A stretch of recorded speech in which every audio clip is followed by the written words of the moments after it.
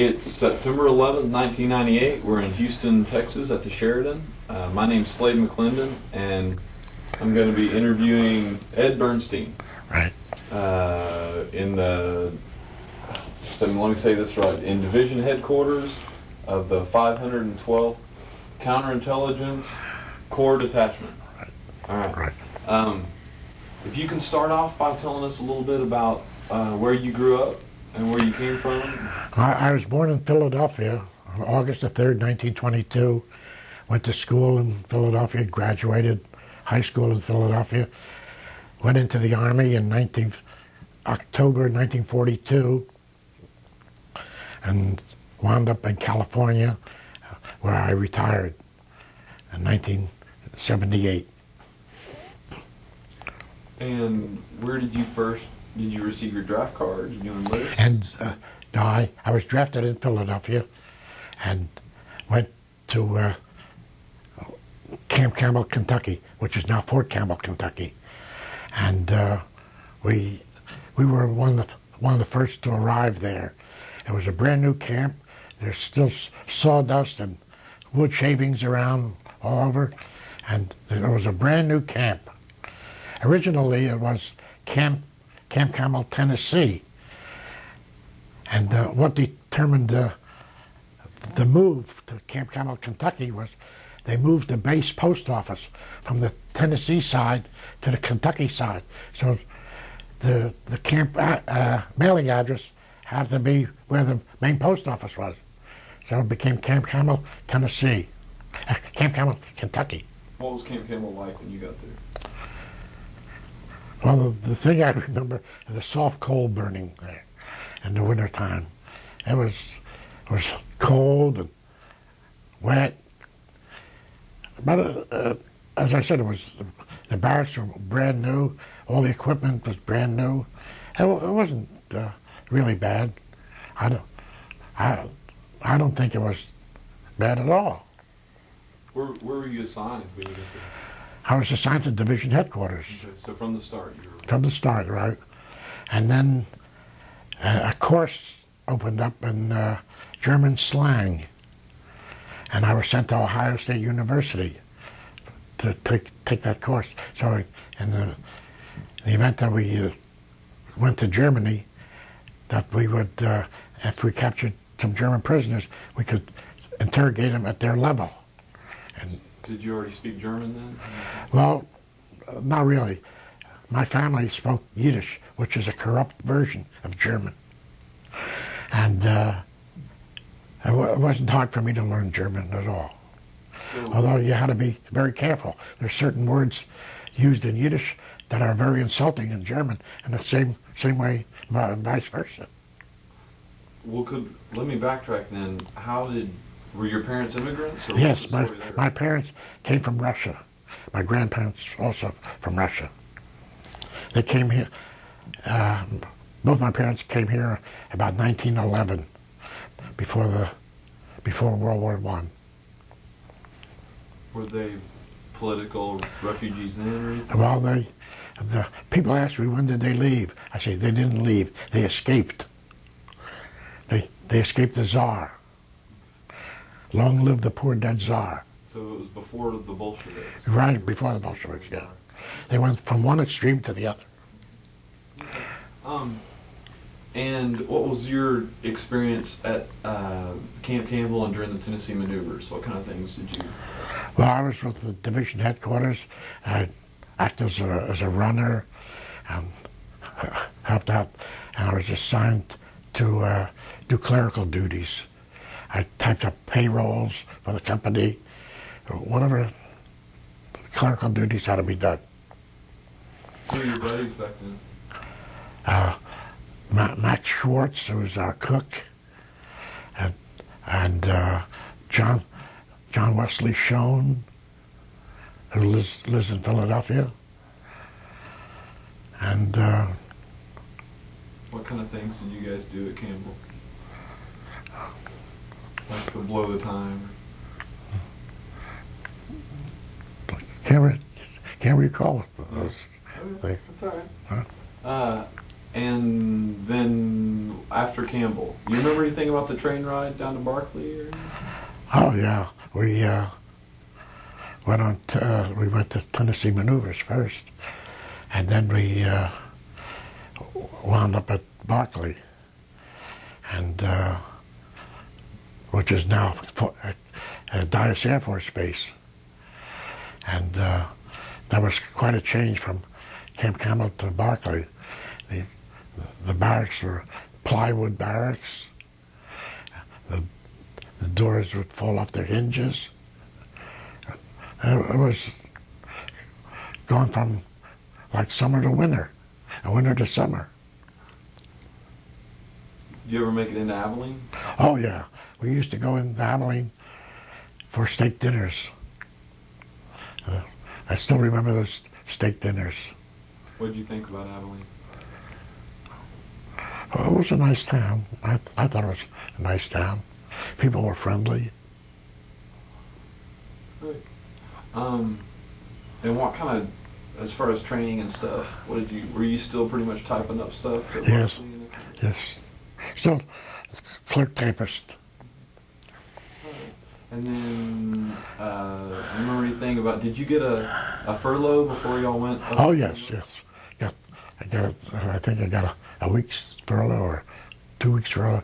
Then I don't remember how long, but I went home. Well, no, we went from Barkley to Camp Shanks, New York. The POE. I got a furlough from Camp Shanks. Oh. And then you made it back to California from Camp? No. We went from Camp Shanks to New York. New York to Philadelphia, which was just a couple-hour ride. And then we boarded the transports, the ships in New York Harbor, and arrived in England, Liverpool. Were you on the Empress? Empress of Australia, which was the Kaiser's yacht before World War I. And the British took that over as part of war reparations. So that was a real garbage scow. I remember getting on board and someone standing there handing out assignments, sleeping assignments. I got a card that said, Deck E, compartment 12. Oh boy, I got a compartment to myself. I went down, Deck E was below the waterline. And in compartment 12, there were 140 guys besides me also there. And some of them slept on mattresses or mats on the floor, on the deck, and I had to sling a hammock. I spent 14 days in a hammock. I got off, then over. Did you get sick? I got used to it, yeah. And then you guys, what about Tidworth? What was that? We went to Tidworth Barracks, and we were there just a short time, and then we Did you make it into London? We went. I made it into London maybe twice, and that's when the V-bombs were coming over. The British called them doodlebugs, and luckily I didn't get hurt while I was there, but I was there one night when they were coming over, and one of them hit a hospital or a big building, and a lot of people got hurt because they had no control, no aim or anything. And so then what? And then we landed in France and went to a place called Ophé, and we staged there for a while and then moved to eastern France, to Alsace-Lorraine, to a town that I just can't recall at the moment. Now, what are you doing during this time? Still clerical? Still clerical work. Is that what you did all through this? No. Okay. And, you're going to tell me. And the CIC detachment was short of German-speaking personnel, so I was loaned to the counterintelligence corps detachment. Then a short while later, I was transferred to this counterintelligence detachment. I worked with a special agent, Boardman Munson of Arlington, Virginia, who was a real boozer. I think he liked me because I gave him my liquor rations. I don't drink, so he took my share, and we worked together. When we got word one morning as we approached Landsberg. When we rode excuse me, when we rode into Landsberg, I knew right there that the war was almost over. As we rode down the main drag there, we saw German civilians hanging from trees. What had happened was the town was being defended by the German army and the Waffen-SS. And this is something most people don't understand. There were we were fighting two separate German armies. The regular army was the Wehrmacht, which was the army of Germany. And then there was the Waffen-SS army, which is separate from the army, but they were only responsible to Heinrich Himmler, the head of the Gestapo. And they weren't responsible to anybody. In fact, the German armies were scared to death of them. Well, they were defending, both the Waffen-SS and the Wehrmacht were defending Landsberg. And the Wehrmacht commander decided to pack up and pull across the river and defend from the other side of the river, because to fight a battle with your back to a river is a very untenable situation. Well, the Waffen-SS commander didn't see it that way. Excuse me.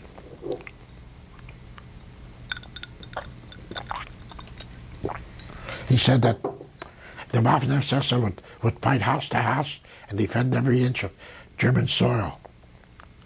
The Wehrmacht commander said, "You want to fight house to house? Be my guest. I'm pulling across the river." And when the German civilians in town saw that the German army was packing up and pulling out, they began to hang out white sheets, white pillowcases, anything white, as a sign of surrender. The sign of the white flags so infuriated the Waffen-SS, they went from house to house. Wherever they saw a white banner of surrender, they pulled out everyone in the house, men and women, didn't matter. And they hung them from the nearest tree or the nearest lamppost as retribution. I knew right then and there the war was over. When they start killing their own people, they're like animals. Animals, when they're trapped, will kill their young. And they acted just like animals. And I remarked to Boardman Munson that I think the war is over. He agreed. He says, these animals are killing their own. Then we had a message from our G2 intelligence that there was a concentration camp on the outskirts of Landsberg that they wanted us to go in and take over and arrest all those that we could lay our hands on. We had three lists: a black list, a gray list, and a white list. Now the black list were top echelon members of the Nazi Party, from Hitler on down, the top echelon. The gray list was names of people that we should be very careful how we handle, because we didn't know where their loyalties were. The white list was people that had helped our downed flyers get back to our lines, and they had to be protected at all costs. The best was not too good for them. You wine them and dine them, but you protect them at all costs. Well, we caught one guy whose party, every German carried his party membership book with him. And this guy, his party membership number was 5, and he told me that he was forced to join the party. He didn't want. Hitler was number 7. He was number 5, and he was forced to join the party. Well, that didn't wash. So he went back to internment camp, prisoner of war camp. Well, we got the message about the concentration camp. As we got to it, we looked through our binoculars, and we couldn't see any activity at all in the camp, except some black smoke curling up. And the smell, I have never in my life smelled anything so horrible in my life. I can't tell you that it smells like this or it smells like that. It had a smell all its own.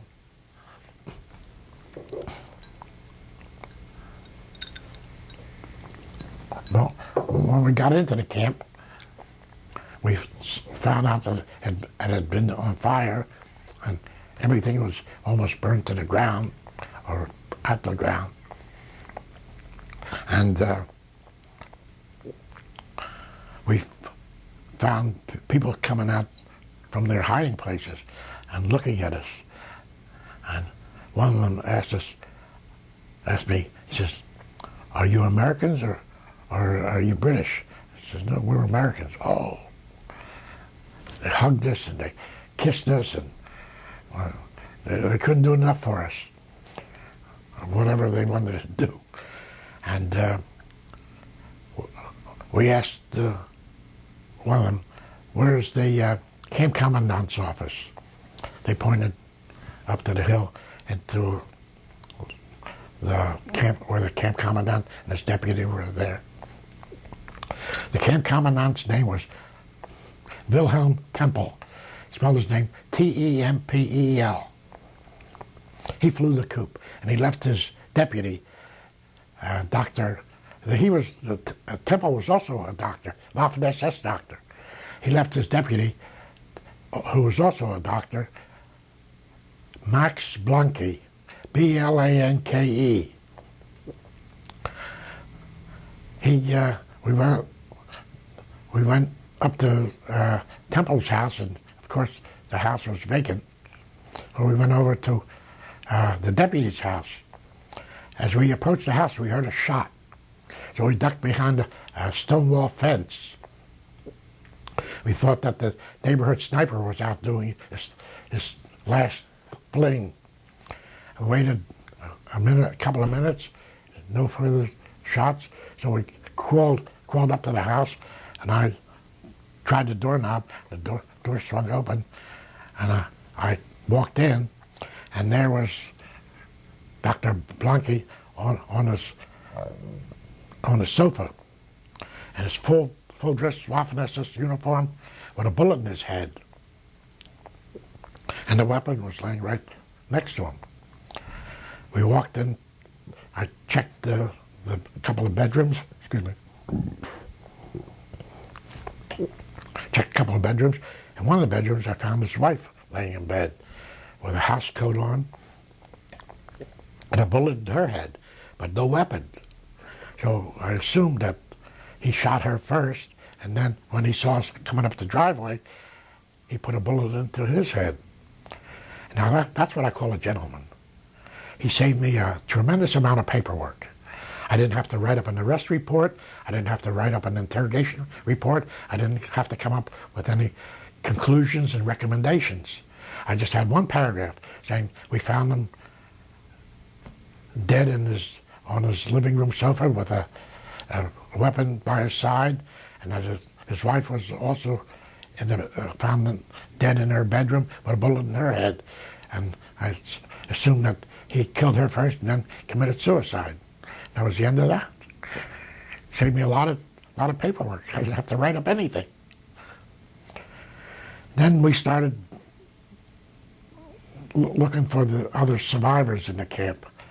We found 12 that had hidden under a brick building, and the others were cremated. And we found out that before Tempel left, he gave orders to Colonel Blanke that if the Americans coming within sight was to destroy the camp and the inmates, destroy the evidence. So what they did, when the Americans approached, they herded all the inmates. This was known as Camp 4. They herded all the inmates into their barracks, nailed the doors and windows shut, hosed them down with gasoline or some other flammable liquid, and cremated them alive. When we came into the camp, we found bodies still laying around where barracks used to be. Some of them still burning and smoking. And as I said, the smell was horrible. The 12 survivors, well, one of the survivors was killed with kindness by some well-meaning GI who handed him a can of hard cheese from a sea ration box. This man should have been on a soup diet for at least 6 months and then gradually weaned into solid food, just like you do with a baby. Well, he ate that hard cheese, it ruptured his stomach, and he died the next day. So out of 4,000, there were 11 survivors left.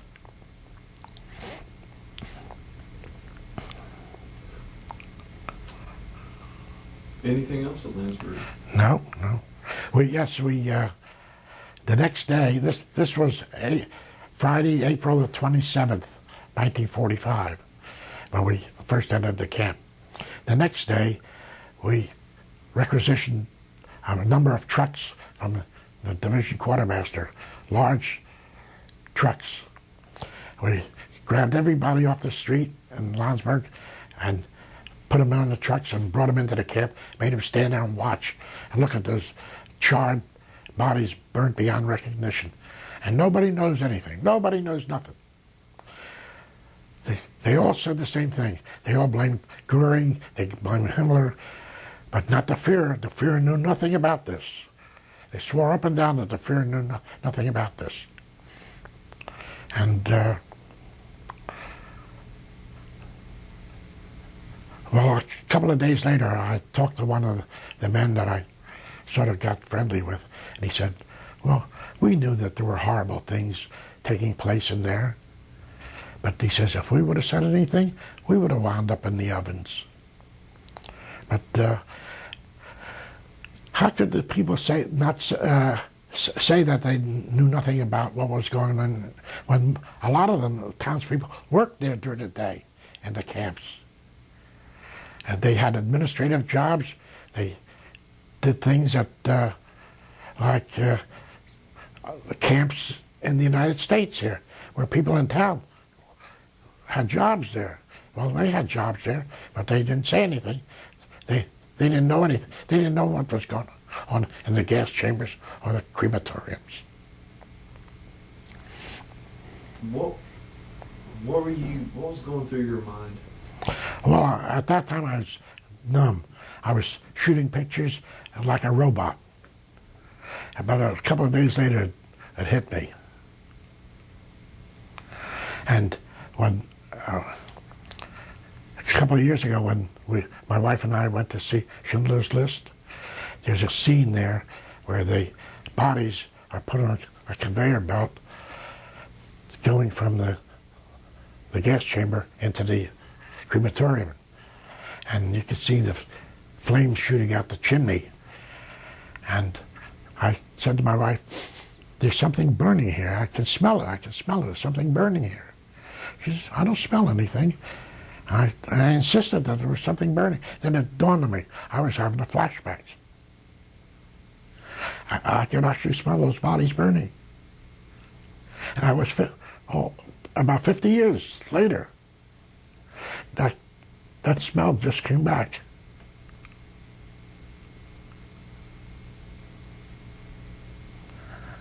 It's, as I said, it's the most horrible smell you can imagine.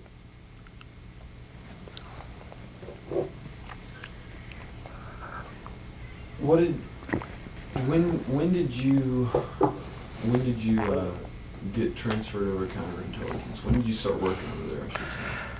I think we were still in France when we So before Hurlesham, Oh yes, before Hurlesham. what was your experience then? I wasn't in Hurlesham.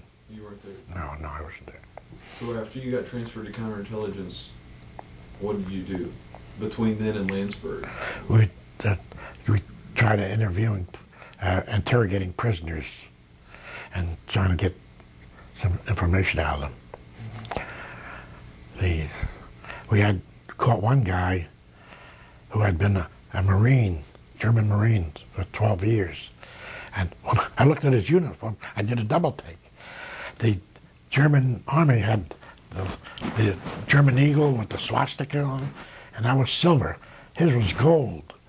And they didn't have brass buttons.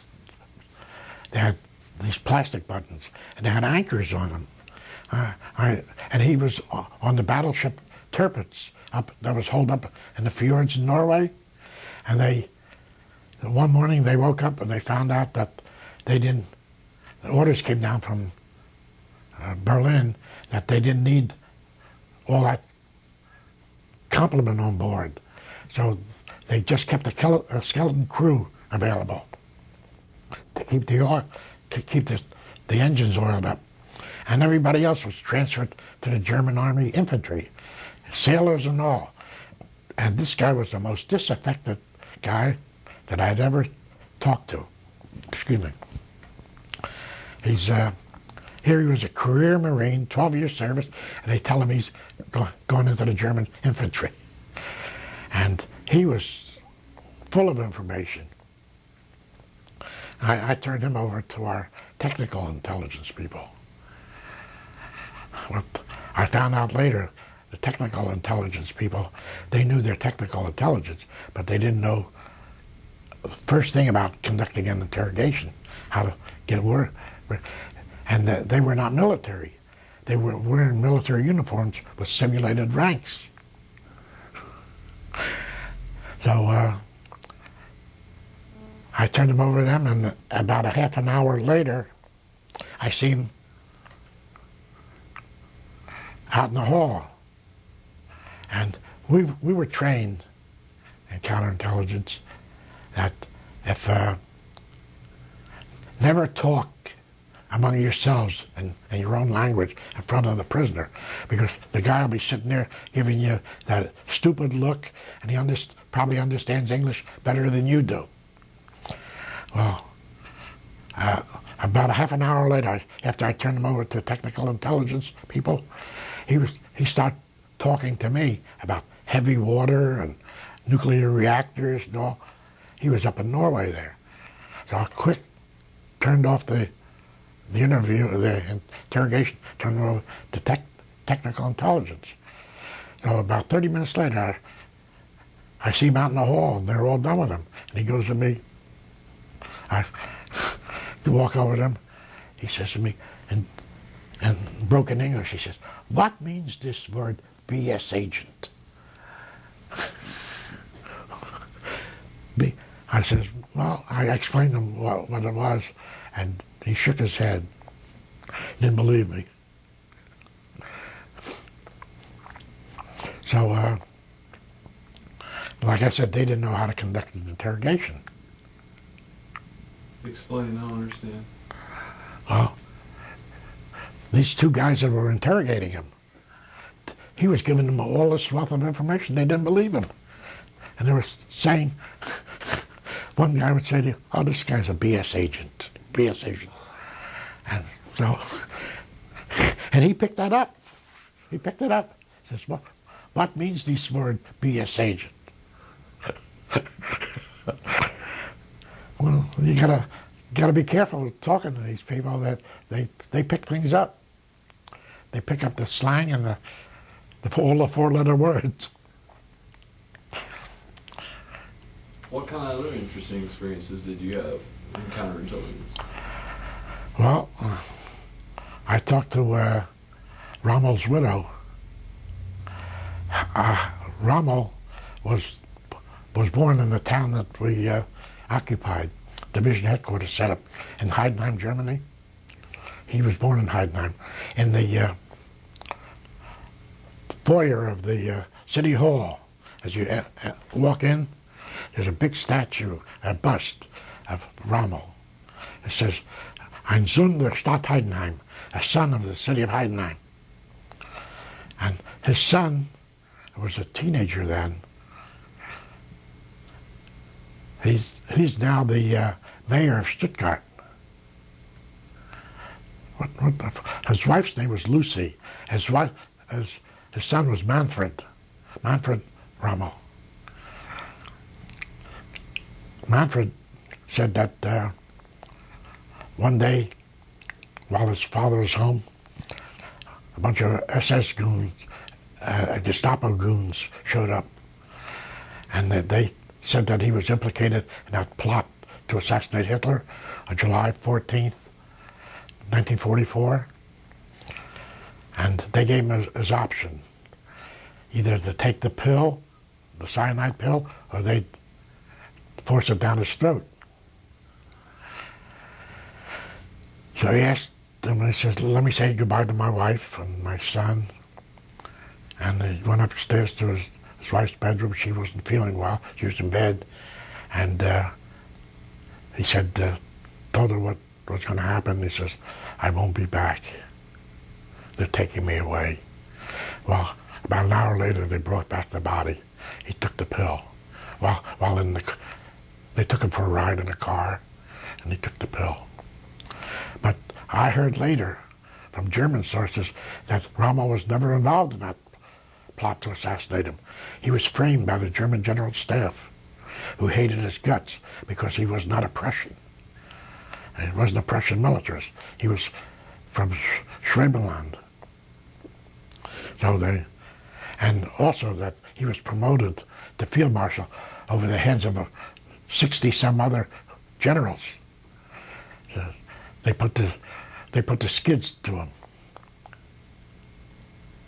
But Rommel was a soldier. He was not a politician.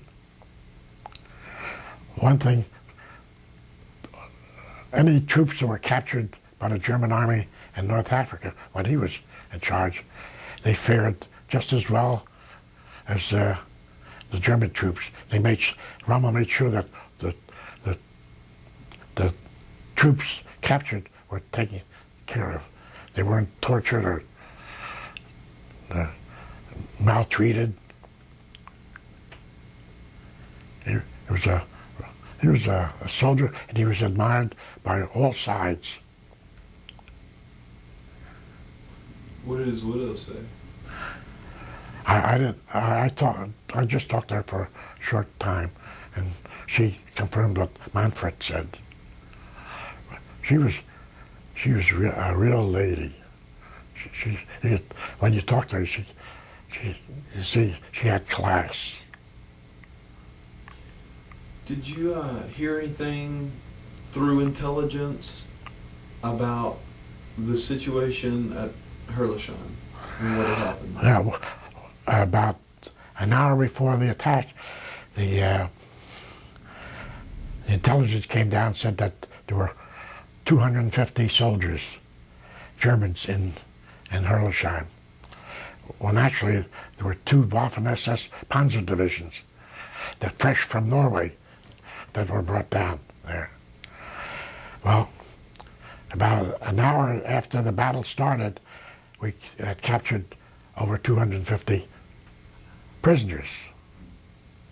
And they still insisted that there were only 200, at maximum 250 troops there, German troops. So somebody dropped the ball there. How they couldn't tell that there were 2 SS Panzer divisions there.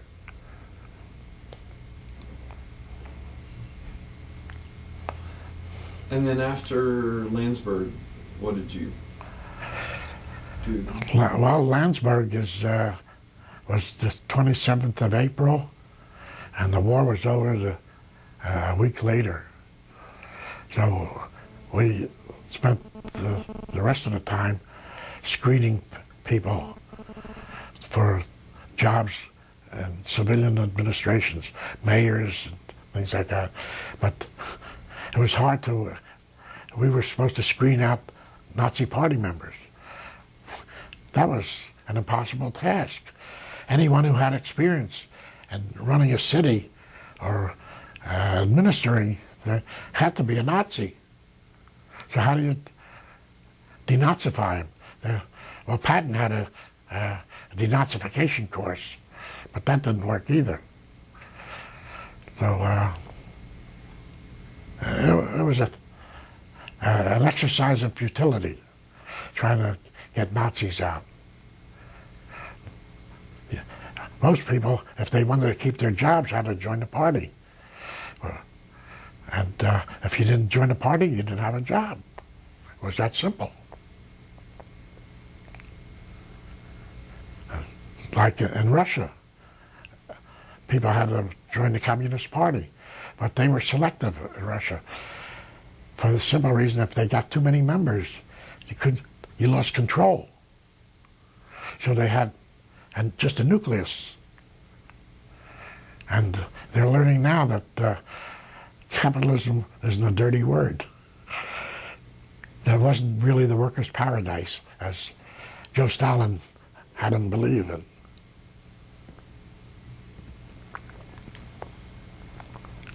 Well, is there anything else you'd like to say? No, there's nothing I can contribute except I'd like to